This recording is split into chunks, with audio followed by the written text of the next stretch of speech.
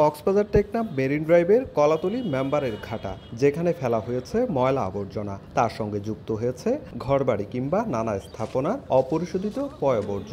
আর নালা নর্দমা দিয়ে পানির ঢল এসে অপরিশোধিত পয়ঃবর্জ্য ও ময়লা আবর্জনা যা মিশছে বঙ্গোপসাগরে।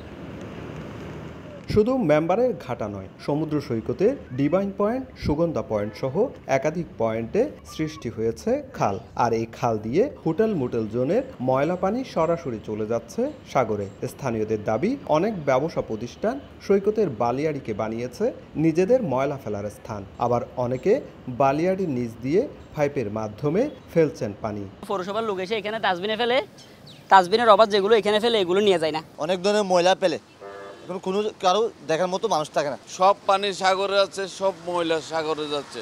সমুদ্র সৈকতের একাধিক পয়েন্ট দিয়ে প্রতিদিনই সাগরে নামছে শত শত পর্যটক, কিন্তু ময়লার পানির দুর্গন্ধের কারণে পর্যটকদের হাঁটা চলা কঠিন হয়ে পড়েছে। হোটেলের ময়লা পানিগুলা সাগরের দিকে চলে আসতেছে। অনেকের গায়ে খাজানি হচ্ছে, চুলকানি হচ্ছে, এই ভয়ে কেউ আসতেছে না। সুন্দর সমুদ্রের সামনে এত এরকম ময়লা একটা পরিবেশ, মানে খুবই বিব্রত এবং খুবই বিরক্ত লাগে।